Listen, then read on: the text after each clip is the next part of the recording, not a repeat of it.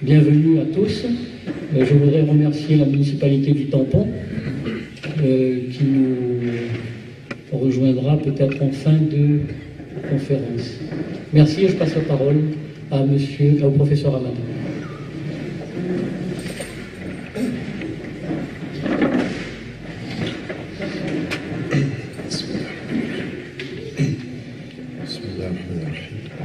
Merci d'abord de cette invitation ici. C'est un plaisir comme j'ai pu le répéter depuis 2 jours, de revenir sur l'île de la Réunion et de pouvoir partager un temps de réflexion avec vous. Ça s'est fait en interne, ça se fait de façon ouverte et ce soir c'est une intervention de partage, de réflexion un tout petit peu transversale sur l'état du monde tel que nous l'observons aujourd'hui et comment y répondre avec cette double interrogation, comment être soi dans un monde aliénant. Ce que je vous propose ce soir, c'est en fait d'inverser l'ordre du sujet, c'est de se poser d'abord la question de quelles sont les dimensions de l'aliénation ou des aliénations, ou de la dimension ou de la référence aliénante du monde contemporain. Donc je vais essayer avec vous de faire une sorte de panorama des différents domaines dans lesquels on peut parler d'aliénation, sur le plan individuel comme sur le plan collectif. Et puis ensuite de répondre à la question, face à tout ça, comment fait-on pour être soi? Comment fait-on pour répondre à l'aliénation par la réconciliation, de soi à soi, de soi au sens que l'on donne à sa vie, au sens que l'on donne à l'existence sur Terre, dans la relation à l'univers, dans la relation au Créateur quand on est croyant, dans la relation à son semblable quand on est un humaniste et strictement cela. Donc je vais essayer d'y répondre dans un deuxième temps. Première des choses sur laquelle j'aimerais m'arrêter, c'est un mot qu'on utilise souvent et qui est polysémique, qui a plusieurs définitions. C'est le mot de qu'entend-on quand on parle de l'aliénation.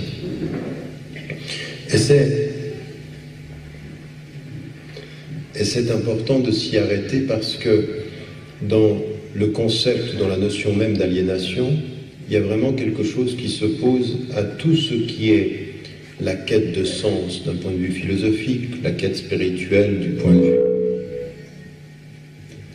La quête de... Ça allait, je crois. Je crois que... Est-ce que vous m'entendez pas? Donc ça allait pas. J'avais l'impression que ça allait parce que je m'entendais. Vous m'entendez comme ça au fond? Mieux? Ça pourrait être mieux. Vous m'entendez mieux? Maintenant, très bien. On est là, donc très bien. On va continuer comme ça. Donc, ce que je voulais mettre en évidence, c'est simplement, de façon synthétique, encore une fois, vous imaginez bien que sur une conférence de 50 minutes, 1 heure, on ne peut pas aborder toutes les dimensions, ni même toutes les définitions et la compréhension de ces définitions-là. 4 choses que l'on entend quand on parle d'aliénation. La première, être étranger à soi. Cette idée de l'aliénation, être étranger à soi, c'est d'abord une idée très simple, c'est se voir par le regard de l'autre. Quelqu'un qui est aliéné, c'est quelqu'un qui ne se donne pas de valeur ou qui ne se comprend pas par ses propres critères, mais qui finit par se voir et se considérer par le regard de l'autre. Dans le langage quotidien, dans la vie quotidienne, ce serait plaire à l'autre, c'est se donner une valeur à soi. Mais plaire à l'autre, c'est aliénant parce que c'est la médiation de l'autre qui me fait revenir à moi. Et quand je parlais de l'opposé de l'aliénation, c'est la réconciliation de soi à soi sans la médiation de l'autre. Non pas que cela veuille dire qu'on ne considère pas l'autre comme étant important, mais l'autre n'est pas la mesure de ma valeur, l'autre est le compagnon de mon chemin. Ce qui n'est pas pareil. C'est-à-dire ma valeur, ce n'est pas ce qu'il pense, ma valeur, c'est ce que je crois et avec lui j'avance. C'est-à-dire faire attention à être réconcilié avec soi pour avancer avec l'autre et ne pas penser par l'autre et s'oublier soi. Ce qui est le début de l'aliénation. Je ne sais pas si vous me suivez, mais si vous ne me suivez pas, il faut que vous me suiviez. Premier élément. Donc, le premier élément, c'est se voir par le regard de l'autre. Le deuxième élément de l'aliénation. Quand on dit se voir par rapport dans l'autre, ben c'est un rapport de sujet. Je suis un sujet, je dis je, donc je suis un sujet, tu es un sujet, et l'aliénation, c'est perdre ce statut de sujet, c'est-à-dire perdre la capacité de pouvoir prendre des décisions pour soi-même. Et donc c'est encore plus profond que simplement se voir par l'autre, c'est se voir perdre le pouvoir de dire je et de décider pour soi. Et donc ça, c'est une autre des dimensions, celle qui est la perte du sujet, et qui en fait, l'aliéné est un être dépendant. Oui. Dans l'aliénation, il y a de la dépendance. Il y a je ne suis plus je autonome, mais je suis dépendant de l'autre. Pas que il faut faire attention, parce qu'il y a des dépendances qui vous permettent de dire je. Par exemple, dans la dimension du transcendant, par exemple, le rapport à Dieu, la dépendance que je me reconnais à Dieu peut être une formidable façon de dire je, parce que je décide de cela. C'est pas la même chose que de dire la dépendance vis-à-vis de l'altérité humaine. Donc les processus de dépendance, il faut bien les étudier. Mais ici, c'est perdre le statut de sujet. Perdre le statut de pouvoir décider pour soi. Troisième des dimensions qu'on a dans l'aliénation, je vous dis tout ceci parce que c'est très profond dans notre vie quotidienne aujourd'hui. Toutes ces réalités quotidiennes où le monde est aliénant, c'est très subtil. C'est qu'à des moments donnés, être aliéné sans le savoir, c'est d'être doublement aliéné et doublement perdu. Mais la force de la double aliénation, c'est qu'elle vous donne l'impression que vous êtes libre alors que vous êtes aliéné. Et il n'y a rien de plus aliéné qu'un être qui est aliéné et qui se croit libre. Oui. Vous comprenez ce que je veux dire? Quelqu'un qui pense penser par lui-même et on pense pour lui, et finalement il croit penser librement, mais il n'est pas libre. Il pense comme tout le monde parce que d'autres pensent pour lui. Il dit je quand d'autres ont dit nous avant qu'ils disent je. Et lui, il pense qu'il dit je tout seul, mais il dit je comme tous les autres disent je. Donc il est dans... C'est ce qu'on appelle l'instinct grégaire. L'instinct du troupeau, oui, auquel certains philosophes et toutes les traditions spirituelles vous disent de faire très très attention à ça. La subtilité de toutes les dynamiques d'aliénation. Donc, mais si vous commencez... On aura du temps pour les questions tout à l'heure. C'est pas que je veux garder la parole, mais... je vais l'emprunter 1 heure. Je vous remercie. J'accepte votre cadeau. Donc, la question du sujet. La troisième des dimensions, qui est pas simplement sur le statut, c'est la dimension de la pensée. Non plus se voir par l'autre, mais penser par autrui. Ce qui est encore une dimension différente. C'est plus ce que je suis, mais c'est ce que je pense. Donc c'est pas forcément le rapport que j'ai à moi-même, c'est aussi le rapport que j'ai au monde. C'est aussi le rapport que j'ai à mes semblables. Donc une chose est de se voir par autrui, une chose est de perdre son statut de sujet, une autre chose encore est de penser par autrui, c'est-à-dire que d'autres pensent pour moi, ce que je vous disais tout à l'heure. Et la quatrième des dimensions, elle est subtile, elle est très importante, c'est celle que nous donnait en fait Karl Marx. Karl Marx a une chose que, vous savez, on pense que le marxisme est terminé, mais un certain nombre de thèses fondamentales du marxisme sont à étudier. Et il avait raison sur un élément très très important sur lequel il faut étudier. Quand vous avez un artisan va faire un objet. Quand il commence l'objet avec l'intention de terminer l'objet terminé, il est dans l'objet parce que l'objet sort de sa conception de l'objet. Il est l'artiste et en même temps celui qui va concevoir l'objet jusqu'à sa finalité. Oui, c'est-à-dire qu'à un moment donné, quand il a terminé, il sait tout le processus qui l'a amené à parachever son œuvre. Il est dans l'œuvre qu'il a produit comme artisan. Quand on entre dans l'ère de l'industrialisation, il y a un problème. C'est-à-dire qu'on dit, toi tu fais la roue, toi tu fais le volant, toi tu fais la pédale. Et en fait, au bout du compte, chacun fait un élément de l'objet final, mais quand l'objet final sort, celui qui l'a conçu au départ n'est pas dans l'objet final. Et quand, à un moment donné, vous ne vous retrouvez plus dans la production, vous êtes aliéné dans votre travail. Un travailleur aliéné, c'est un travail qui participe à un objet d'un tout dans lequel il ne se reconnaît pas. Et pourquoi cela, il faut le considérer? Parce que dans les systèmes de production, la production elle-même a tendance à nous mener, nous, à ne plus nous retrouver dans ce qui est le produit final de notre travail. C'est-à-dire que vous êtes dans la fragmentation. Oui, c'est dans la fragmentation. C'est comme si vous disiez, vous savez, vous allez écrire un poème, mais vous allez juste écrire le premier vers. Puis d'autres vont écrire tout le reste. Puis à la fin, on va vous lire le poème, puis on va vous faire croire, c'est à vous.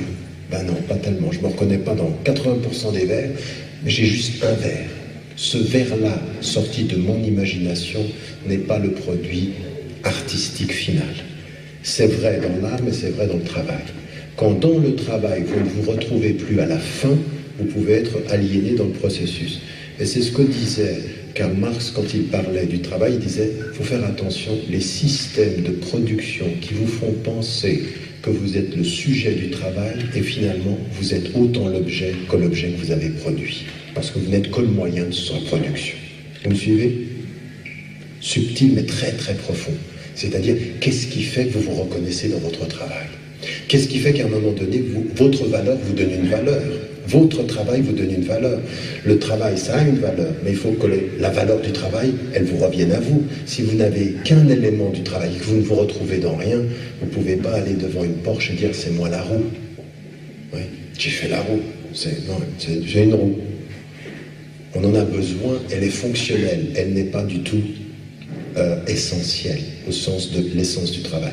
4 dimensions sur lesquelles il faut qu'on s'arrête, parce que le monde aujourd'hui est en train de produire ces aliénations à la puissance, à une puissance extrêmement exponentielle, et qu'il faut étudier. Maintenant, quand on a tout ceci, on se dit, essayons de regarder individuellement et collectivement ce que je vous disais au départ, comment va se traduire l'aliénation? Comment, parfois, on va penser, pas par nous-mêmes, comment, parfois, on va penser par le regard de l'autre? Comment, parfois, on va perdre là le sens du sujet? Et comment, parfois, on ne se retrouve pas dans ce qui est produit par l'univers? Et comment, par rapport à cela, chacune et chacun d'entre nous, qu'on soit musulman, chrétien, juif, bouddhiste, athée, agnostique, comment un être humain aujourd'hui, par rapport à toutes ces dimensions individuelles et collectives, a réussi à se réconcilier avec soi, c'est-à-dire résister à l'aliénation? La première des attitudes intellectuelles qu'il faut comprendre aujourd'hui, c'est qu'en face de toutes ces dynamiques, ça suppose une résistance. Et la résistance commence par quoi? Vous le savez, toutes les modalités de résistance commencent par prendre conscience du problème. C'est-à-dire de pouvoir faire l'état des lieux. Quel est le problème? À quoi fait-on face aujourd'hui dans cette dimension? Donc, quels sont les défis? Et finalement, comment être soi? Ça veut dire comment devenir autonome. Premier élément d'aliénation sur le plan individuel. Vous allez vous rendre compte d'une chose, et c'est pas rien. Les systèmes d'éducation aujourd'hui sont problématiques. Pourquoi? Il n'y a pas un système d'éducation dans le monde qui ne traverse pas une crise. Et j'étais avec des ulamas musulmans ce matin, on parlait des écoles, des madrasas, j'ai rencontré des enseignants à travers le monde, puis au bout du compte, on se pose la question, c'est quoi votre objectif? Quel est votre objectif? Qu'est-ce que c'est pour vous qu'enseigner et qu'est-ce que vous voulez, au moyen de la connaissance, produire? Ces jeunes que vous avez, ces étudiants que vous avez, du système scolaire le plus élémentaire, 4, 5, 6 ans, au secondaire, au supérieur, qu'est-ce que l'on veut? En fait, la connaissance devrait être une connaissance qui permet d'être.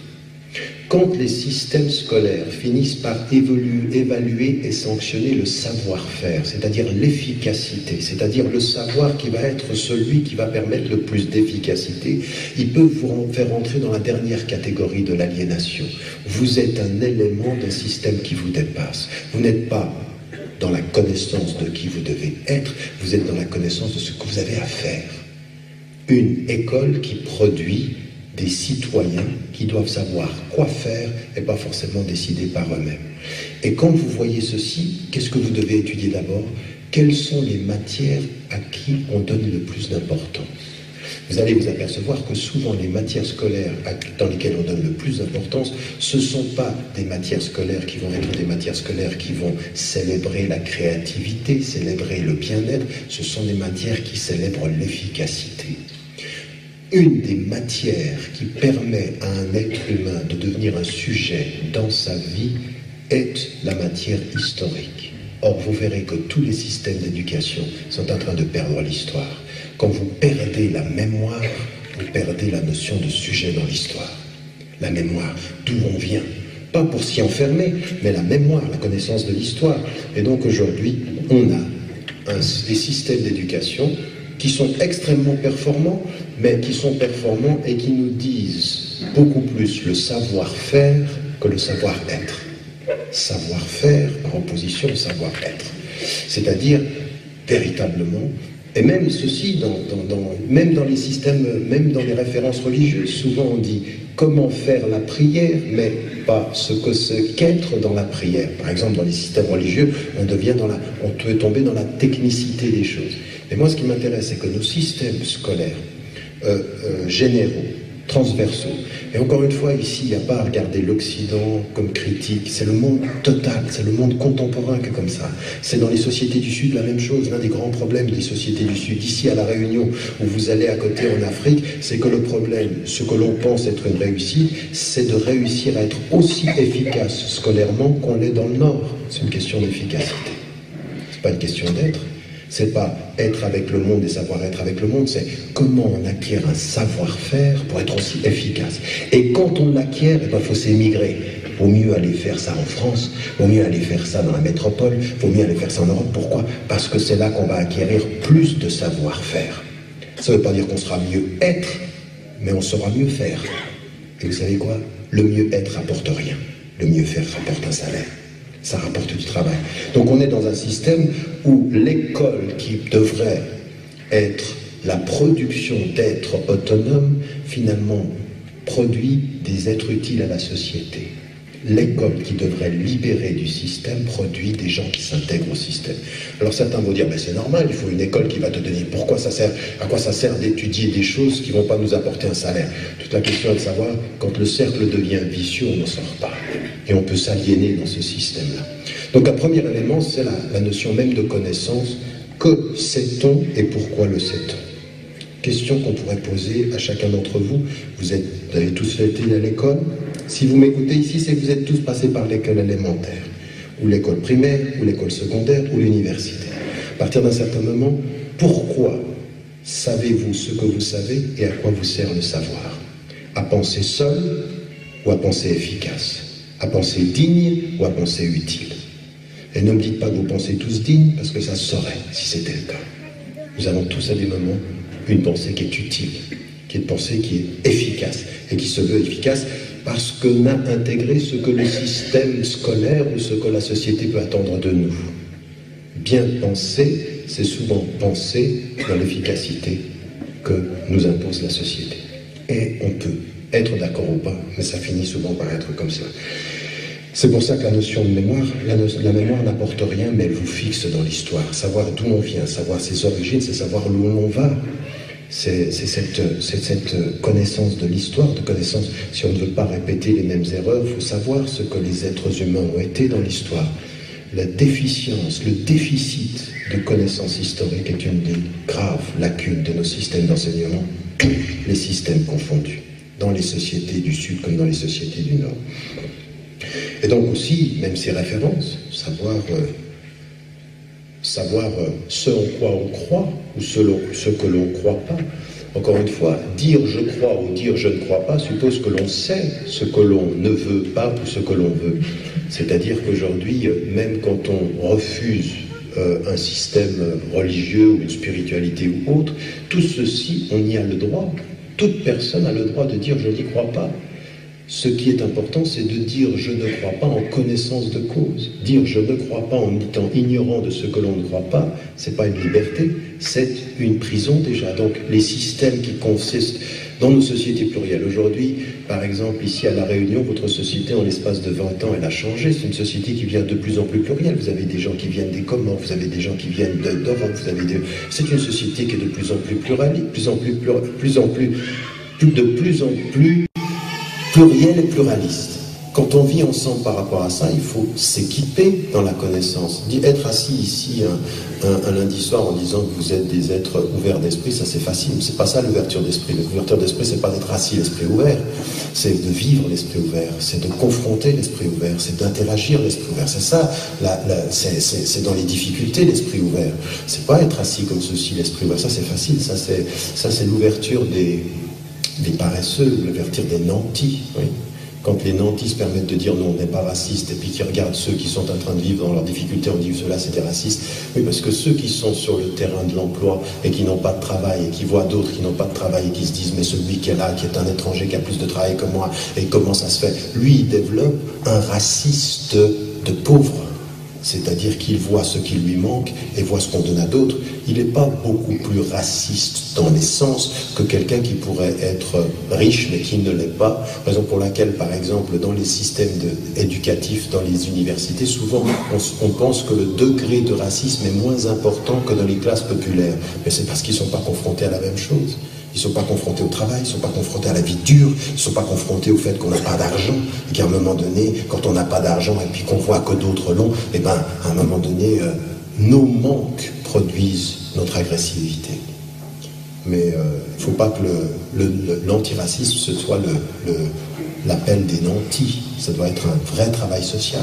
Ici, ça demande quoi? Ça demande véritablement une connaissance de la pluralité, une connaissance. Mais c'est une connaissance qui ne va pas vous donner directement du travail. Elle ne sera pas une connaissance efficace, mais elle est une connaissance digne. La connaissance de l'autre, la connaissance de son univers de référence et du mien. Parce qu'il faut que je sache qui je suis pour vivre avec qui je ne suis pas. Il faut ceci. Nos systèmes de connaissances sont en train de laminer ceci. Moins de philosophie, moins de connaissances d'autrui, moins de connaissances des religions et plus de mathématiques, plus d'économie, plus d'efficacité. Plus d'efficacité dans ce qu'on va avoir, moins de connaissances avec ceux avec qui on va être. Donc ça, c'est un processus qui peut être aliénant. Deuxième dimension par rapport à ça, et qui est une chose à laquelle nous sommes tous soumis, c'est la communication de masse. Tous, nous devons célébrer le fait qu'il y a une communication qui nous vient de façon beaucoup plus facile. Mais on le sait aujourd'hui, en termes simplement factuels. Notre esprit, l'esprit humain, votre esprit, par rapport à la masse d'informations que chaque esprit reçoit, n'a pas la possibilité de pouvoir gérer cette information. Donc en fait, ce qui va se passer dans notre réaction mentale face aux stimuli de l'information, si vous regardez ce qui vient de la télévision, ce qui vient d'Internet maintenant, la capacité, nous n'avons pas la capacité mentale et intellectuelle de pouvoir gérer l'information qui nous vient. Et à partir d'un certain moment, on va la gérer essentiellement sur le mode émotionnel. Donc la communication de masse ne permet plus à l'esprit critique de gérer, c'est l'émotif qui va réagir. Et la communication de masse joutera beaucoup sur l'émotivité de la réactivité, à tel point que cette émotivité, elle va même s'atrophier. Vous aurez remarqué une chose, de plus en plus de violence est normalisée dans nos téléjournaux, à la télévision, à tel point que le nombre de morts qui se multiplie, finit par ne plus avoir de réaction émotionnelle dans notre esprit. C'est-à-dire la faculté intellectuelle de se révolter par rapport à la mort de gens a été atrophiée par la normalisation émotionnelle du facteur de la communication de masse. Et ça devient très dangereux. C'est-à-dire vous êtes devant votre télévision, des centaines de personnes meurent, pas de réaction. C'est même plus révoltant. Il faut qu'il y ait une image où on voit quelqu'un prendre quelqu'un d'autre et le tabasser, le tuer, que l'image soit tellement forte émotionnellement que la conscience se dit « Ah mais c'est pas possible ». C'est-à-dire que l'émotion a normalisé la violence, mais il faut une image forte pour que notre conscience se réveille. Là vous êtes aliéné si vous tombez dans ce travers-là, c'est-à-dire que votre capacité à la réaction intellectuelle, à la révolte en face de la violence, elle a été atrophiée par l'émotionnel. La communication de masse a un pouvoir de déshumanisation, qui est grave. C'est-à-dire qu'aujourd'hui, je peux vous dire que parmi nos sociétés occidentales, nous, civilisées, je veux dire démocratiques, eh ben on sait qu'aujourd'hui, par exemple, au notre nom, on pratique la torture sur des gens. Et que finalement, au nom de l'émotivité populaire qu'a provoqué en 2001 l'horreur du 11 septembre ou l'horreur, on a accepté qu'on puisse torturer parce que l'émotion qui a provoqué la mort a normalisé ceci. 57% des Américains soutiennent la torture. 57% des Américains. Ça veut dire on accepte. Torturer, ça nous protège. Quand on en arrive humainement à accepter la torture comme processus de protection, ça fait peur. Ça fait très peur. C'est-à-dire, où va-t-on s'arrêter quand le processus finit par nous aliéner notre propre reconnaissance de la dignité? C'est-à-dire, qu'est-ce que c'est que la dignité humaine? Donc ici, on est dans des... Ça aussi, ce sont des processus aliénants. Donc, communication de masse, la normalisation de la violence. Et puis, une autre chose qui est importante, c'est que on en arrive avec la communication de masse à ne plus étudier des processus, mais juste avoir des faits. C'est-à-dire que vous regardez ce qui se passe, par exemple, en Haïti, quelques années de là, oui, vous avez entendu, ou comme par exemple récemment à Maurice, vous avez une catastrophe. Et vous regardez la catastrophe, et puis il y a des gens qui vont mourir, comme en Haïti. Et puis, émotivement, on voit le fait et on s'attriste. Mais on ne voit pas tout le processus. Comment se fait-il que la même catastrophe naturelle tue tant de personnes en Haïti et si peu de personnes au Japon? Comment se fait-il que toute cette eau finit par prendre tous les pauvres et que finalement on a une réaction sur le catastrophique sans comprendre que l'humanitaire est derrière est en fait produit par une immense injustice qui est faite aux Haïtiens, non pas dans la catastrophe naturelle, mais dans toute la gestion de leur pauvreté. Qu'en fait, c'est un pays qu'on a spolié, qu'on a exploité, dont on a pris toutes les richesses, et on s'émeut d'une catastrophe naturelle, mais on ne s'émeut pas de la spoliation humaine qui a produit ça. Quand la communication de masse vous traduit l'injustice uniquement en termes humanitaires et catastrophiques, vous apercevez que vous n'avez plus de conscience pour réfléchir. Les Haïtiens, ils n'ont pas besoin qu'on leur envoie de la nourriture quand la catastrophe naturelle est venue. Ils ont besoin de justice qui disent il faut de la justice pour le pays. Ce pays a des ressources naturelles à nul autre pareil. Mais l'exploitation a été telle que finalement on s'émeut de la catastrophe, non pas de l'injustice qui est faite au peuple. Quand votre conscience ne pense que par votre cœur en situation de catastrophe, vous êtes aliéné. Vous ne pensez plus comme des êtres dignes pour la justice, mais comme des humanitaires. Ému contre les gens. Ça ne veut pas dire qu'il ne faut pas réagir humainement, mais il faut se réveiller consciemment en se disant mais comment ça se fait que ce pays-là, si riche, subisse autant ces catastrophes naturelles? Deuxième élément ici de l'aliénation. Vous me suivez jusqu'à là? J'ai pas fini, il y en a encore 3 sur le plan individuel. L'autre chose aussi qui est un problème dans notre société, c'est une dimension qui vient au-delà de notre éducation sur une disposition intellectuelle qui est celle au départ problématique à terme. C'est celle qui est issue d'une chose qu'il faut dire et répéter. L'être humain a des droits et il faut lui respecter, et il faut respecter ses droits. Par exemple, il y a ce qui a été la Déclaration universelle des droits de l'homme, et ce qu'on dit, c'est-à-dire j'ai un droit, le droit à la nourriture, le droit à l'éducation, tous les droits. Mais à partir d'un certain moment, quand tout le dispositif social, dans les démocraties contemporaines, comme de plus en plus en Afrique, comme de plus en plus en Asie, se détermine par le fait que nous sommes des êtres humains qui devons évaluer nos droits, mais qui, en tant que citoyens, ne vont pas rendre compte de nos responsabilités. Et bien là, c'est un problème. Vous savez, Gandhi, quand il a reçu la première version de la Déclaration des droits de l'homme, sur la Déclaration des droits de l'homme, il a pris plusieurs semaines pour répondre, 3 mois en fait. Et il répond après 3 mois en disant « Je vous remercie et je vous prie de m'excuser pour le retard.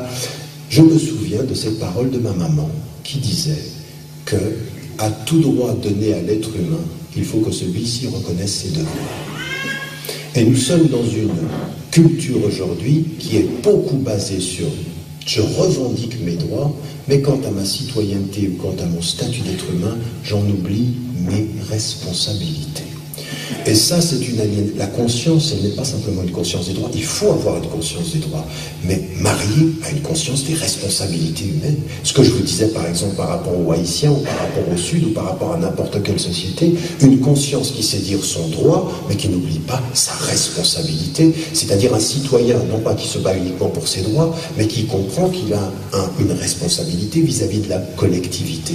La justice sociale, c'est pas une chose qui va se réaliser uniquement quand nous tous assis ici, nous allons appeler à nos droits. Non, la justice sociale, pour tous ceux qui ne sont pas là et qui vivent dans la pauvreté, c'est quand nous tous nous aurons compris qu'avec nos droits, nous avons des responsabilités. La responsabilité de la justice sociale, la responsabilité de la défense de la dignité.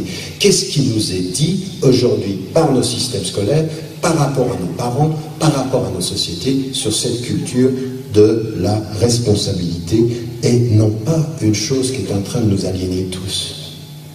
C'est que quand vous n'avez qu'une disposition vis-à-vis de vos droits, vous finissez par nourrir en vous le sentiment de la victime. Et la mentalité de victime, elle est extrêmement pernicieuse. C'est finalement, c'est pas moi, c'est les autres. Oui, Sartre disait l'enfer, c'est les autres. Aujourd'hui, nous disons les coupables, c'est les autres. Les responsables, c'est les autres. Moi, je suis victime. Et la victime, la mentalité de victime, c'est une personne qui revendique ses droits, mais qui finalement, à tout ce qui arrive, on nourrit l'idée que c'est les autres. Alors, ceux qui sont victimes de racisme, et ça existe. Je me souviens, quand j'étais en Angleterre, je faisais une conférence, et je disais, il faut lutter contre la mentalité victimaire. Et il y avait un noir qui se battait depuis 30 ans dans la résistance au racisme anti-noir, et il vient vers moi à la fin de la conférence et me dit, tu sais, c'est vrai ce que tu dis. Il ne faut pas accepter et il ne faut pas nourrir la mentalité victimaire. Mais ça ne veut pas dire qu'il ne faut pas reconnaître qu'il y a des victimes. Et il a parfaitement raison. Il avait raison de me dire ça. Oui, il y a des victimes. Il y a des victimes de racisme, il y a des victimes de discrimination, il y a des victimes de violence. Maintenant, quelle est la réaction à ça? Nourrir le fait qu'il y a des victimes, se lamenter, ce que je dis par exemple à beaucoup de femmes, arrêtez de dire que les hommes ne vous donnent pas vos droits. À un moment donné, il faut se lever et se dire, je suis une femme, je revendique mes droits et je lutte contre la pensée victimaire, c'est-à-dire que je ne m'alimente pas de cette situation où l'autre est coupable de mon propre statut. Ça, c'est l'aliénation, c'est rendre coupable l'autre toujours. Alors ça va très loin. Souvenez-vous, George W. Bush, après le 11 septembre, ils n'aiment pas notre civilisation, nous sommes victimes de leur violence. Je veux dire, c'était quand même cocasse d'entendre le président américain dire que nous sommes victimes de la violence d'autrui quand on sait la charge de violence qu'ils répondent à travers le monde. qu'on ait une critique par rapport à ce qui a été fait, par rapport aux actes terroristes, il n'y a pas de doute, mais se présenter comme victime, George W. Bush, une victime de qui? De qui est-il la victime, lui? Lui qui a pris des décisions politiques qui ont provoqué tant de victimes, de morts.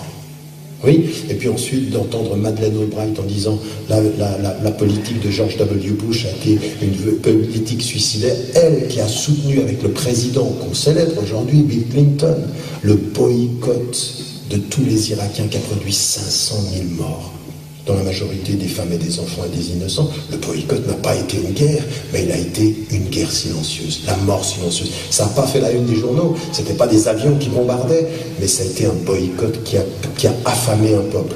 Donc à partir d'un certain moment, ça va de là, se présenter comme des victimes à la tête de l'État, ou nous, dans notre quotidien, nous présenter systématiquement comme des victimes. Et vous entendez ceci dans les sociétés majoritaires où on dit attention, ils sont en train de venir. Qui? Ces immigrés. Nous sommes des victimes. Ils vont nous coloniser. Vous connaissez ce discours? Oui, les xénophobes, c'est ça. La xénophobie, c'est basé sur nous sommes des victimes de leur colonisation. Et puis alors, ajoutez à cela la question de l'islam. Les musulmans arrivent. Attention. Et les musulmans de leur côté, ils ne nous aiment pas. Vous n'aimez pas l'islam, vous n'aimez pas les musulmans. Et entre victimes, on s'entend bien. Bienvenue dans la culture des victimes. C'est-à-dire plus de responsables, je revendique mes droits et je suis victime de toutes vos discriminations. Ça, c'est de l'aliénation. La question de cette pensée-là, c'est de l'aliénation et c'est un monde qui l'entretient aujourd'hui. Quatrième des dimensions de cette aliénation sur le plan individuel, c'est une chose sur laquelle il faudra vraiment apporter une contribution fondamentale. Elle est philosophique, elle est spirituelle. C'est sur la notion de la liberté. C'est-à-dire, quand un sujet ne pense pas par lui-même, ou pense par quelqu'un d'autre, c'est, au fond, qu'est-ce que c'est qu'être libre? Qu'est-ce que c'est qu'être libre? C'est vraiment être libre, c'est décider pour soi de ce que l'on veut être, n'est-ce pas? Et de ce que l'on veut vivre. Aujourd'hui, la liberté, dans le monde de la communication de masse, dans le monde de la culture de masse, la liberté, c'est moins de penser par soi que de faire ce que l'on pense avoir envie de faire. Le seul problème, c'est que maintenant on le sait, dans toutes les cultures populaires, avec les communications de masse, on peut décider pour vous aujourd'hui de ce que vous allez aimer l'été prochain en matière de musique. Vous savez qu'aujourd'hui, c'est des séquences psychologiques. Vous savez qu'aujourd'hui, à Hollywood, on a des psychologues qui travaillent sur les films. C'est-à-dire la dose de tendresse, d'amour, de drame. Ça, c'est étudié. C'est pas, en fait, il y en a qui travaillent, mais il faut qu'il y ait une petite dose. Oui, une petite dose qui va vous toucher. Là où vous pensez, vous, que ah, mon cœur réagit, le psychologue a étudié l'affaire. Oui, mais ça va très très loin. C'est-à-dire, ça va très très loin. On a des musiques qui appellent à la consommation. Il faut rentrer dans le supermarché, vous pensez que vous êtes libre, la musique vous emporte. Et le porte-monnaie avec. Ça, ce sont des choses que l'on sait aujourd'hui, c'est des choses qui sont étudiées. Et ça pose la vraie question de la liberté, c'est-à-dire, qui décide pour moi de ce que j'aime? Quand on dit à quelqu'un, fais ce que tu aimes, il faut s'arrêter et lui dire, est-ce que tu es sûr que ce que tu aimes, c'est toi qui l'aimes? Ou est-ce qu'on t'a fait aimer ce que tu aimes? C'est-à-dire ce vrai mouvement-là, qui est une aliénation sur la vraie notion de liberté. Qu'est-ce que c'est que la liberté dont on parle? Parce qu'il y a une liberté qui est de faire comme tout le monde fait, et de penser qu'on aime ce que tout le monde aime. Et ça, c'est l'instinct grégaire, c'est-à-dire que c'est une liberté de masse et à laquelle il manque une vraie dimension. Une autre chose qu'on dit, très souvent, dans la culture populaire aujourd'hui, quand on est passé de l'art au divertissement, on présente la liberté comme le fait de pouvoir s'oublier. Oui, vous connaissez la formule chez les jeunes d'aujourd'hui, éclate-toi. Oui, éclate-toi, ça veut dire éclate-toi. Hein? C'est-à-dire ta conscience, tu l'oublies et tu pars dans tous les sens. Fais ce que tu veux. Dans une vraie réflexion philosophique, religieuse ou spirituelle, par exemple, philosophique ou spirituelle, sur la notion de la liberté c'est le contraire de s'éclater. En fait, ce serait plutôt la dimension de se recentrer, de décider pour soi. Après qu'on veuille se laisser aller ou s'oublier, est-ce que s'oublier, c'est être libre? Oui. Est-ce que s'oublier, c'est être libre? Ça peut l'être. Encore une fois, il faut se poser la question de savoir qui décide comment et qui décide de quoi. Et dans la culture de masse, dans ce qui nous est proposé, encore une fois, je ne parle absolument pas ici de l'Occident. Ce dont je suis en train de parler, c'est peut-être plus à la Réunion, en Afrique, en Asie, que partout. C'est partout pareil. C'est-à-dire que ce qui fut à un moment donné, ce qu'on a réduit à la culture occidentale, c'est partout. On est tous, aujourd'hui, en train de nous poser les mêmes questions. Et la liberté qui est aussi une vraie question quand ça n'est plus la liberté du sujet qui pense seul, mais c'est la liberté de faire ce que tu sens, de suivre ceux qui sont autour de toi, de t'oublier, voire peut-être aussi une liberté qui est énormément portée sur le paraître.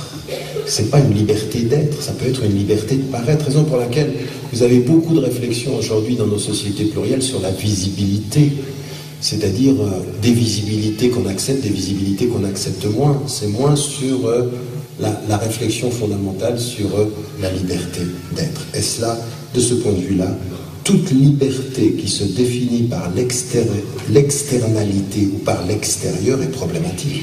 La liberté se détermine par l'intériorité, par le fait du choix du sujet dans sa conscience et dans son être. Et ça demande une introspection, ça demande mais chacun d'entre nous ici, est-ce que vous êtes sûr que vos choix, vous les déterminez en conscience? Et même si vous les déterminez, parce que vous ne les déterminez jamais en conscience, bien sûr que vos parents vous influencent, bien sûr que votre culture vous influence. Le but, c'est pas de penser qu'on a pensé seul sans personne, mais c'est de savoir identifier qui a influencé un choix. C'est ça la liberté, c'est de se dire d'où vient ce choix, d'où vient cela. Oui, c'est-à-dire que quand vous regardez votre maman, quand vous regardez votre papa et que vous les regardez bien dans les yeux, au-delà de leur fonction, vous dites je te ressemble quand même. Ben, vous n'avez pas perdu votre liberté pour ça. Vous avez juste identifié une source. Identifier la source, c'est un acte de liberté, de conscience. C'est-à-dire, on sait d'où ça vient. même dans la dimension religieuse, même dans la dimension spirituelle, même dans la dimension collective. Ce sont des questions qui sont importantes. Et puis, il y a une dernière chose que je voulais dire sur le plan... j'en ai parlé à des jeunes quand on s'est vu hier. Combien de temps j'ai fait là? J'avais 40 minutes, j'ai encore 20 minutes, ça va? D'accord. Ce que je disais, c'est... J'en parlais hier à des jeunes, c'est aujourd'hui... au-delà de la communication de masse ou des médias ou autres, qui sont aujourd'hui véritablement le quatrième pouvoir, on a toute la culture Internet. Et il y a des études, il y a 6 semaines de cela, 1 mois de cela, il y a une étude qui est apparue aux États-Unis sur ce que produit la culture Internet, les réseaux sociaux et tout ceci. Et là aussi, vous avez des jeunes et des moins jeunes, en fait, nous tous ici dans cette salle, hein, vous allez sur Internet, vous êtes sur Facebook, vive la liberté. Twitter, très bien, libre en 160 lettres. Et pourtant, ce qu'on est en train de faire comme étude sur l'impact de ces réseaux sociaux sur des modes de pensée. Et là, vous apercevez qu'on est dans des aliénations profondes. Première des choses qu'Internet est en train de mettre en avant, c'est une culture à laquelle on n'était pas très très habitué, c'est ce qu'on appelle la nouvelle culture de l'anonymat. C'est-à-dire que vous êtes en face d'un écran, vous pouvez vous cacher derrière un nom d'emprunt, et vous commencez à vous déresponsabiliser. Regardez bien, l'anonymat, c'est un processus de déresponsabilisation. C'est-à-dire, je peux dire ce que je veux parce que personne ne sait qui je suis. Sauf ceux qui vous suivent sur Internet, d'accord? Donc en l'occurrence, une culture de je, j'ai. C'est pas moi. Ils savent pas. Donc je dis ce que je veux. Donc une espèce de dédoublement de la personne. C'est-à-dire on se cache derrière l'écran et peut dire ce que l'on veut. L'autre chose aussi, c'est que comme le réseau est mondial, très vite on entre dans quelque chose qui est la connexion et la tentation du complot, la tentation de quelque chose décide quelque part que je ne maîtrise pas. Oui, c'est-à-dire déresponsabilisation personnelle et projection d'une puissance virtuelle qu'on ne détermine pas. Et donc là, vous allez chez les jeunes maintenant de plus en plus, les Illuminati, les signes, faites attention, on est dans l'histoire du complot. Quand vous êtes en face du complot, vous n'êtes plus un sujet, vous êtes un objet de tout, quoi. Quand on réussit par une culture Internet à vous faire croire que vous êtes l'objet d'un complot supérieur, qu'est-ce qu'on fait? On vous a enlevé toute puissance d'action. Votre conscience est dans l'impuissance. Je suis impuissant. C'est tellement puissant. Oui? Vous voyez ça? Et alors je suis anonyme. Je suis anonyme, pas responsable et impuissant. En termes d'aliénation, alors là c'est la totale. Un sujet anonyme, impuissant et pas responsable, alors là on est dans l'aliénation à la puissance 4. On ne peut plus, il n'y a plus rien. Et quand cette culture elle s'inscrit en nous, quand on commence à assimiler ceci, eh bien là, on est dans une aliénation extrêmement profonde. Et les jeunes d'aujourd'hui, et les moins jeunes, sont en train d'entrer dans des références, dans des modes de communication déresponsabilisants, anonymes, et produisant l'impuissance. Et l'impuissance de changer les choses. Donc ça, encore une fois, alors là, pour le coup, cette culture Internet, si elle n'est pas maîtrisée, est une culture de l'aliénation profonde, de l'aliénation carrée, en l'occurrence ici. Donc vous voyez bien qu'on est dans un monde qui peut être aliénant. Sur le plan collectif, très rapidement, je mets en évidence un certain nombre de choses. Ça, c'était sur le plan individuel. Donc vous voyez que tout ça cumulé, ça fait beaucoup. On va dire, mais comment je peux me sortir de ça? Alors il y en a certains qui, à la fin de cette première partie, se disent, bon ben, nous sommes cuits. C'est pas ce que je voulais dire. Au contraire. C'est se rendre compte de l'importance, de la subtilité des phénomènes et d'essayer d'y réagir. Quelque chose est en train de se passer au niveau collectif qui n'est pas nouveau. On a parlé pendant longtemps de l'impérialisme politique, c'est-à-dire quand on faisait de la colonisation, qu'on se trouvait, qu'on était là politiquement. On est passé à une étape, on est passé, à l'exception aujourd'hui de ce qui peut se passer dans les dernières terres colonisées dans certains endroits, en Palestine aujourd'hui, on n'est plus dans la colonisation politique et physique. Mais on est dans un véritable impérialisme culturel et un véritable impérialisme économique. Et qu'est-ce que cela veut dire? Cela veut dire que aujourd'hui ce qu'on appelle la globalisation. Vous savez que certains acteurs du Sud disent la globalisation, c'est une certaine forme d'occidentalisation. Je ne vais pas rentrer dans ce débat-là, je n'ai pas le temps, mais ce qui m'intéresse, c'est de dire, en termes aujourd'hui de cet impérialisme culturel, il est évident que ce qui était la production culturelle qui venait de l'Occident, aujourd'hui, par tous les moyens de communication, s'est installé partout. Nous sommes tous, d'une certaine façon, touchés et emportés par la culture dominante.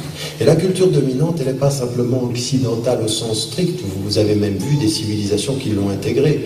Si par exemple vous pensez à la culture chinoise contemporaine, c'est plus le confucianisme, c'est le capitalisme asiatique qui est en train de véritablement produire les mêmes comportements. C'est-à-dire, vous le voyez dans la musique, vous le voyez dans le cinéma, vous le voyez dans les modes de production.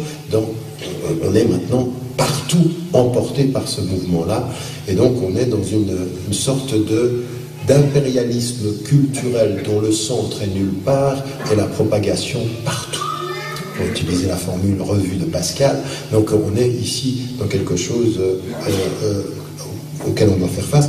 Ajoutez à cela qu'aujourd'hui, vous, sur le plan économique, vous n'êtes plus du tout une île, vous êtes complètement lié à la globalisation économique qui transite ici et qui impose effectivement l'efficacité économique, la production et par les banques et par les entreprises. Nous ne sommes plus dans des cadres nationaux, nous sommes dans des cadres globaux, et à partir de ce moment-là, rien ne se fait localement qui ne soit connecté au système beaucoup plus global. Donc, on ne peut plus se penser dans le local isolé, on doit se penser dans le global et essayer de déterminer nos zones d'indépendance économique et culturelle. Et ça, c'est extrêmement difficile. Et là, il y a une aliénation, même jusqu'à la boisson, Moi, je préfère, quand je viens ici, ils le savent, je veux boire, quand je viens à la Réunion, des boissons locales. Il ne faut pas me donner du coca, il ne faut pas me donner du Pepsi, il faut me donner quelque chose de local. Puis si vous n'avez pas, je prends que de l'eau. Oui, parce que ça, c'est ma résistance personnelle. Je veux dire, cette espèce d'amplification de la consommation. Oui, ça, c'est aussi des choses qui... Peut-on le faire ou peut-on ne pas le faire? Parce que certains me regardent et disent, avec la bouteille d'eau, tu crois que tu résistes? Tu résistes à quoi, là? C'est pas une question de savoir, là. Vous savez, quand vous pensez la résistance en termes de résultats et non pas en termes de principe, c'est un problème.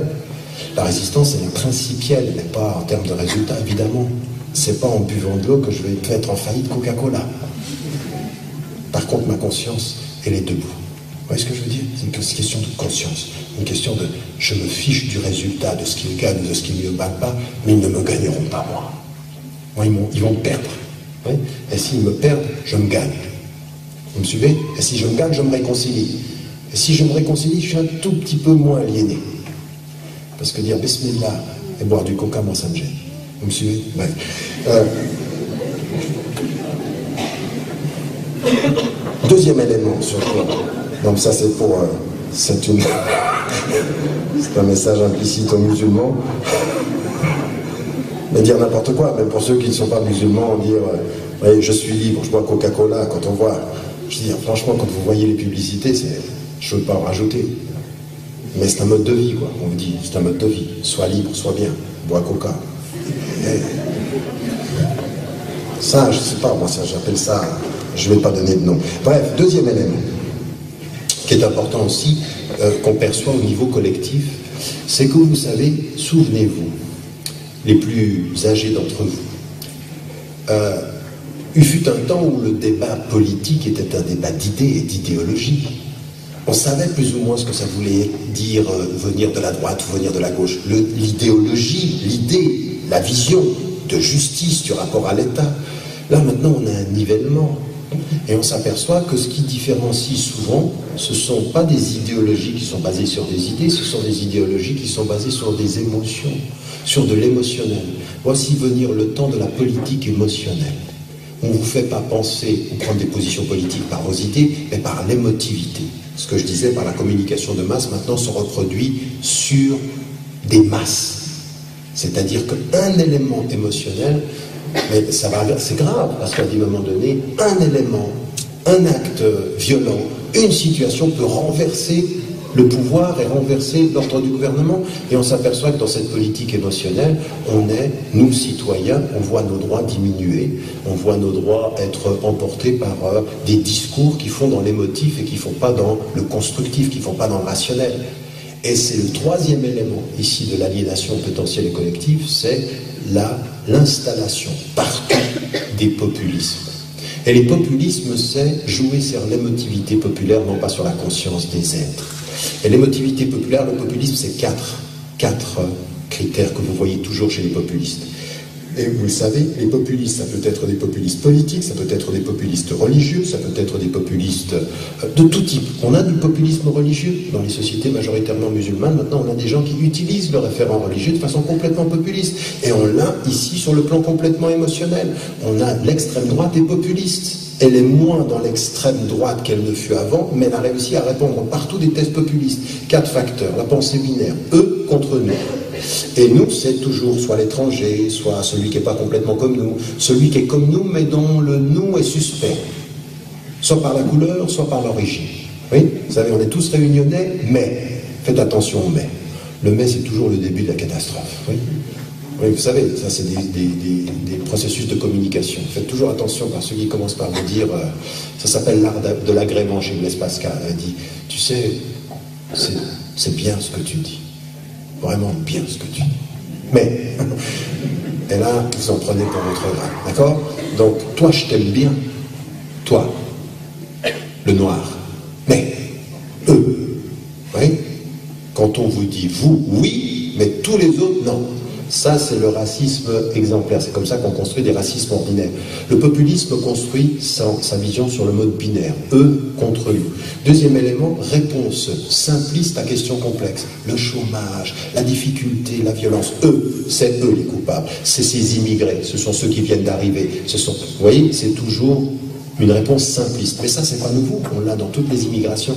Et aujourd'hui, ça nous prend, c'est un processus d'aliénation qui gagne du terrain. Beaucoup de terrain. Troisième des éléments, ce que je vous disais tout à l'heure, là, au niveau collectif maintenant, pas au niveau individuel, mettre en évidence, nous sommes en danger. Nous sommes les potentielles victimes de ces gens-là. Ces gens-là viennent, s'installent, ils vont prendre le pouvoir, ils ont changé notre société. Nous devenons les victimes des étrangers, les victimes des immigrés, les victimes de tous ceux qui viennent d'arriver. Cette pensée-là, c'est la pensée populiste.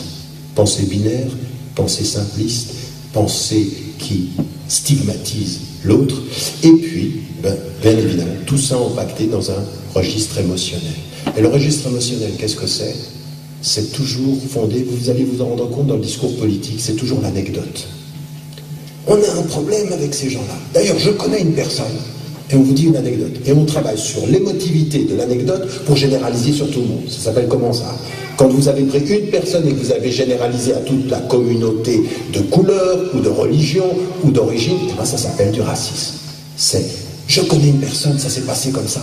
Et donc ça veut dire, on ne peut pas s'intégrer avec eux, on ne peut pas vivre avec eux. Vous voyez ce processus-là, ce processus de la pensée émotionnelle qui est problématique. Ayant dit cela, ça fait beaucoup de chantiers, n'est-ce pas, sur le plan individuel comme sur le plan collectif. Eh bien c'est là que j'en arrive à ma conclusion, en disant, en montrant donc comment on fait, comment est-ce qu'on peut faire. Le plus grand des risques par rapport à cela, c'est effectivement ce que l'on peut voir dans certaines attitudes. Elles sont collectives et individuelles. Dans les sociétés occidentalisées aujourd'hui, le premier réflexe que l'on a par rapport à tout ça, c'est de dire il faut se protéger.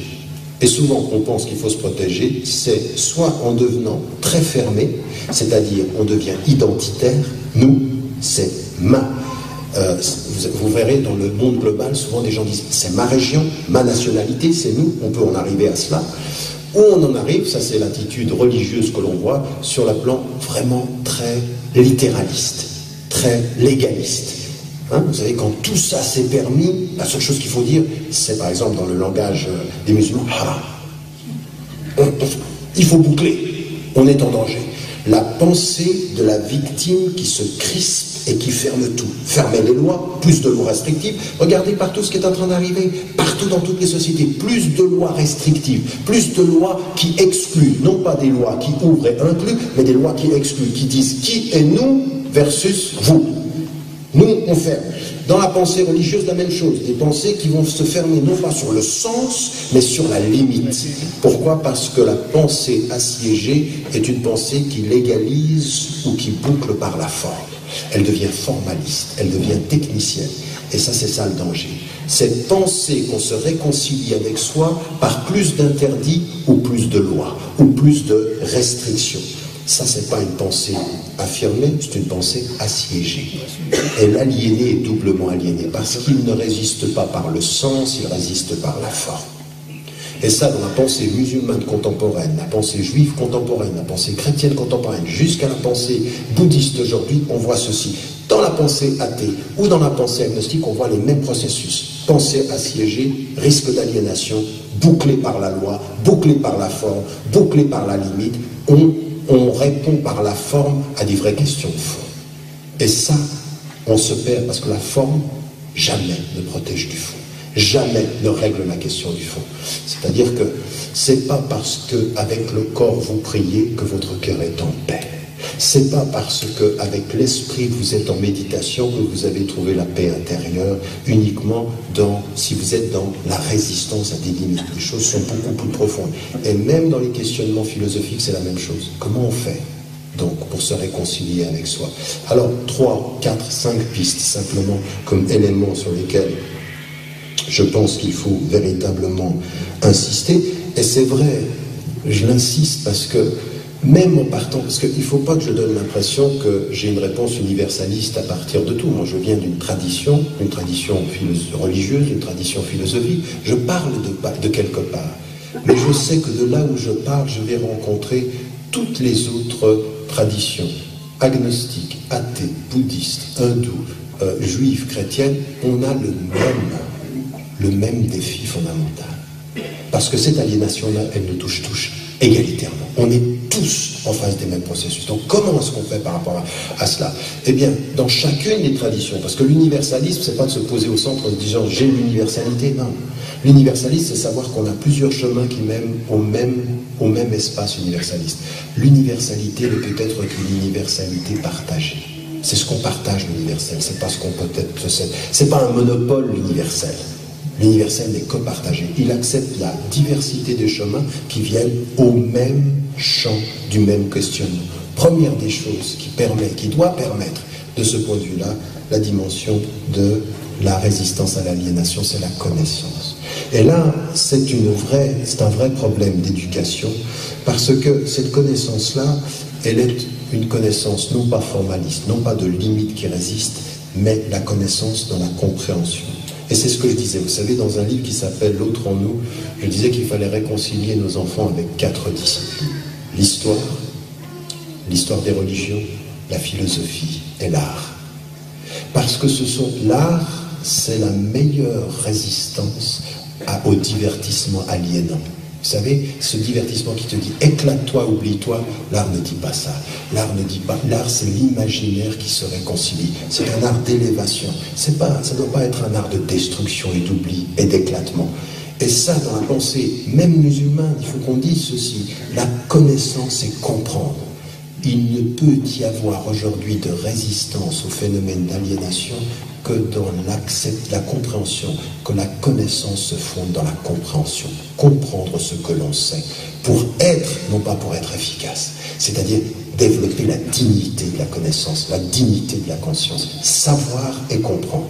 Ça veut dire dans la dimension de l'histoire, même dans la dimension religieuse, il faut cesser, au premier rang desquels les musulmans, comme les chrétiens, comme les juifs, il faut cesser de développer des enseignements religieux formalistes. Ils nous donnent l'impression qu'on résiste, mais en fait on se perd.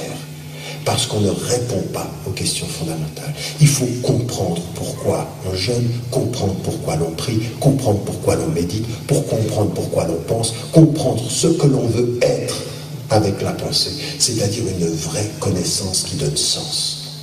C'est ce que j'appelle la quête de sens, c'est-à-dire véritablement donner ça. Et apprendre à nos enfants à penser seuls. Souvenez-vous toujours de ces propos du professeur qui disait « Je ne vous apprends pas à penser comme moi, je vous apprends à penser sans moi. » L'autonomie de la pensée. Et l'autonomie de la pensée, c'est la pensée critique. C'est donner la possibilité à tous de poser des questions. Non pas de répéter mes réponses, mais de poser des questions. Et vous savez quand est-ce qu'on me respecte le plus? C'est pas quand on me pose des questions, qu'on me demande des réponses à vos questions. Quelqu'un qui vient vers moi, le journaliste, j'ai dit beaucoup de journalistes qui viennent vers moi pour l'islam et disent « Et qu'est-ce que vous pensez de ça ?» Et ils pensent que je devrais être content parce qu'ils attendent que je réponde à leurs questions. Et je dis souvent aux journalistes comme aux intellectuels, vous savez, le début du respect, ce n'est pas que vous attendiez mes réponses à vos questions, mais c'est que vous tendiez l'oreille à mes questions. J'ai des questions. Et mes questions, j'y trouve des réponses. Ça, c'est la connaissance digne. Ça, c'est la connaissance de l'autre, qui ne simplifie pas l'autre. Et ça doit être l'expression de tous, même dans la tradition musulmane, quand on voit les savants de l'époque, comment ils lisaient cette période florissante de science et de savoir dans l'islam. Ça prenait des juifs, ça prenait des grecs, ça prenait des latins, et ça prenait tout ceci. Ils disaient, la connaissance, réveillez vos intelligences, prenez de là où vous pouvez trouver. C'était pas une connaissance de l'efficacité, c'était une connaissance de la célébration. C'est la connaissance du sujet, la question critique. Écoutez ce que l'autre a à dire. Vous regardez des livres au Moyen-Âge de savants musulmans, ils prenaient la pensée de l'autre, ils donnaient exactement ce que l'autre pensait, comme il pensait. Voilà ce qu'il pense, voilà ma réponse. Voilà ce qu'il dit, et voilà ma réponse. Il ne niait pas la pensée de l'autre, il l'écoutait. Donc une connaissance qui est une connaissance du pluralisme, une connaissance de l'autre. Une connaissance que nous, on a aussi entendue, c'est quelque chose qui répond à toutes les autres traditions. On nous a créés en nations, en tribus pour vous entreconnaissiez. Ça veut dire quoi, vous entreconnaître? Écoutez ce que les autres ont à dire. Une connaissance de la dignité des civilisations. L'Occident, c'est pas uniquement... même ce qui vient de l'Occident, ce n'est pas uniquement des pensées que l'on critique parce que c'est la pensée dominante. Mais non, c'est une pensée extraordinairement riche, de penseurs extraordinairement riches. On étudie. Et l'Inde, c'est pas uniquement une nouvelle puissance économique. Et la Chine, c'est pas uniquement le capitalisme asiatique. C'est toute une pensée confucéenne. La pensée chinoise est une pensée riche. Quand vous étudiez ce que le thé veut dire dans la culture chinoise, vous apercevez que vous avez beaucoup à apprendre sur toutes les structures de socialisation dans une société. Voilà, la connaissance digne. La connaissance qui est une connaissance qui éveille la conscience, qui va chercher chez les autres, qui va essayer de comprendre. Et ça, il faut, même dans tous nos registres, moi je suis venu ici et j'ai parlé dans des réseaux musulmans, il faut ça. Il faut que les musulmans, au lieu de dire aimez-nous, mais je m'en fiche. Au pouvoir aimer, non. De la dignité dans la connaissance. Se présenter dans la société avec cette dignité de la connaissance qui refuse l'aliénation, qui refuse la pensée étriquée, la pensée de la limite, la pensée du c'est illicite, c'est haram, la pensée de la culpabilité. Parce que quand on est dans un monde où tout nous paraît permis, c'est facile de venir à une pensée religieuse où tout devient interdit et on produit de la pensée coupable. Non, il faut de la pensée sereine. La sortie de l'aliénation, c'est pour ça que lorsque je comprends, même quand je dis Dieu, c'est un formidable processus de libération. Et quand quelqu'un dit ma conscience, ça doit être la libération. Ma conscience, c'est la libération. Mon cœur, c'est la libération de tous ces processus d'aliénation. Et pour avancer par rapport à ça, et c'est là où on devient sujet, et c'est ce que je disais, le sujet, c'est la question de la conscience, c'est-à-dire qu'est-ce que c'est la conscience? La conscience, c'est aussi déterminer cet équilibre fondamental entre mes responsabilités humaines et mes droits. Mais mes responsabilités humaines sont importantes. Et moi, je suis tout à fait là quand Gandhi répond ceci à la Déclaration universelle des droits de l'homme et du citoyen, eh bien, les droits de l'homme, en l'occurrence, ici, quand il répond ceci, il est totalement en phase avec toutes les traditions spirituelles, hindoues, bouddhistes, juifs, chrétiennes et musulmanes, qui disent toutes, elles disent la même chose. Vous n'êtes des êtres humains que par votre capacité de conscience à comprendre vos responsabilités. Parce que vous avez des responsabilités. Vos droits, vous y avez droit. Mais si vous n'êtes pas responsable, vous perdez beaucoup de droits. La responsabilité d'être digne, parce que la dignité, la responsabilité d'avoir du courage, parce qu'il faut avoir du courage. L'un des grands problèmes de nos aliénations collectives maintenant, c'est que nous sommes des citoyens très lâches. Très lâches. On est courageux avec nos droits. On n'est pas courageux avec le droit des autres. On n'est pas courageux face à des massacres. On n'est pas courageux vis-à-vis de l'injustice du monde. Et de faire en sorte qu'à un moment donné, faites attention, parce que le courage et la conscience aussi, refusez que des injustices politiques vous soient présentées comme des charités humanitaires. Moi, je suis désolé. L'Afrique, elle n'a pas besoin simplement de notre humanisme et de notre charité. Elle a besoin d'être de conscience qui dit c'est pas possible, c'est injuste ce qui se passe dans le monde. Ce continent est parmi le plus riche en ressources du sol et le plus pauvre en matière de ressources humaines. D'être humain. C'est normal ça. Mais vous savez ce qu'on fait? On va leur envoyer de la nourriture. On va faire du solidaire. Les Palestiniens, ils sont exploités, réprimés. Vous savez ce qu'il faut faire? C'est des pauvres gens. Mais non. C'est des gens qui sont injustement traités, les Africains injustement traités, les Asiatiques injustement traités, les pauvres à la Réunion, c'est des gens, il faut leur envoyer de la nourriture à Noël ou pendant le Ramadan. C'est ça? C'est ça notre conscience? Non, ça c'est de la conscience aliénée. Quand l'humanitaire aliène nos consciences, elle nous fait penser que la justice, c'est le bon cœur quand j'ai du cœur. Ben non, c'est pas ça la vie.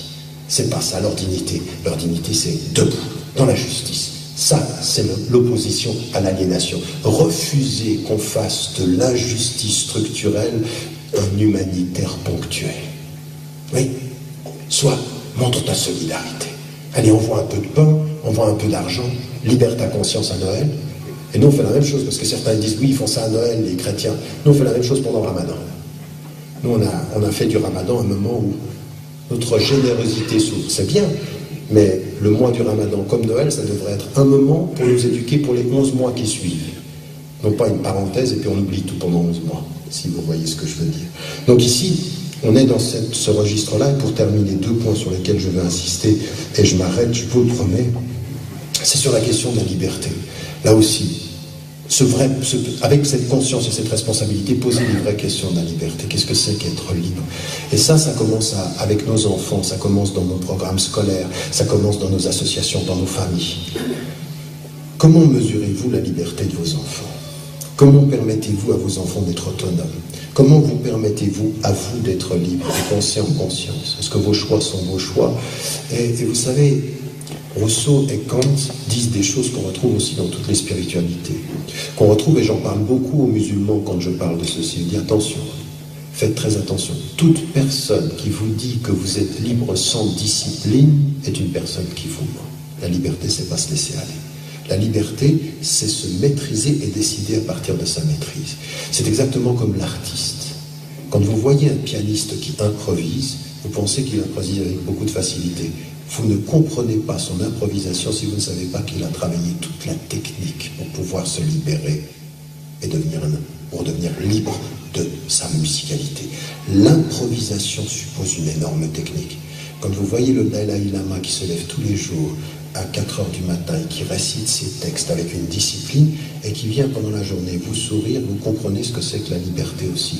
Dans la tradition musulmane, comme chrétienne, comme juive, même dans la tradition athée, la discipline, c'est-à-dire ce que disent Rousseau et Kant. Il n'y a de mesure de la liberté que quand il y a des règles. C'est en ayant des règles qu'on sait ce que c'est que la liberté. Mais avoir l'impression que se laisser aller, c'est se laisser aller, être libre, non. Parce que ce qui vous emporte quand vous vous laissez aller, ce sont les émotions. Et les émotions, on peut les maîtriser. Quelqu'un peut maîtriser vos émotions. Mais votre choix de la discipline et de l'ordre, ça c'est vous qui le décidez. Donc apprendre à se structurer pour se libérer. La liberté par la discipline. La discipline, je sais que c'est un mot qu'on n'aime pas. Mais moi je l'aime bien. J'aime bien les gens qui sont intellectuellement disciplinés. Vous savez, intellectuellement disciplinés, c'est-à-dire quand vous parlez, ils vous écoutent. Et quand ils parlent, ils sont disciplinés avec leur conscience. Ils sont disciplinés avec leur personne. D'ailleurs, ils font attention. La discipline, c'est le respect de soi aussi. C'est le respect du temps. Pas parce que le temps, c'est de l'argent, mais parce que le temps, c'est la vie. Toute personne qui vous dit « le temps, c'est de l'argent », faites attention. Petit conseil d'amis. Mais, et dernier élément, c'est aussi, à partir d'un certain moment, de se poser les questions des finalités. Et dans ma conscience, moi, dans ma conscience de foi, évidemment, ma finalité, c'est à partir d'un certain moment de dire que cette vie, c'est pas la vie, qu'il y a une autre vie, que je donne sens, et que je rencontre des gens qui pensent que la vie, cette vie-là, c'est la fin de la vie, mais je rencontre aussi des gens qui ont énormément de dignité par rapport à cette vie. J'ai rencontré des musulmans sans dignité, j'ai rencontré des athées avec beaucoup de dignité, j'ai rencontré des juifs, des chrétiens. À partir d'un certain moment, ce qui compte, c'est quelle va être dans notre vie notre attitude. Et ça s'appelle comment? Le devoir de cohérence. Le devoir de cohérence, c'est la réconciliation. Dire ses principes et essayer de vivre avec. On a tous des contradictions. Il n'y en a pas un ici qui n'a pas de contradictions. Mais reconnaître ces contradictions et assumer en conscience ces contradictions et essayer de se réconcilier et d'être cohérent, nous on l'a, ceux qui croient et qui font le bien, c'est-à-dire qu'ils ont une cohérence entre les deux. Et bien on a ça dans toutes les philosophies. La cohérence. Et la cohérence impose le devoir critique, c'est-à-dire toujours de se remettre en cause. C'est le caractère saint de l'esprit. L'Esprit Saint c'est un esprit qui questionne, et qui se questionne, et qui se critique.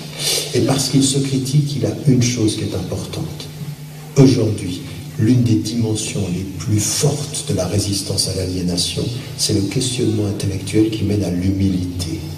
L'humilité, c'est-à-dire faire attention avec humilité à ce que l'on fait de soi.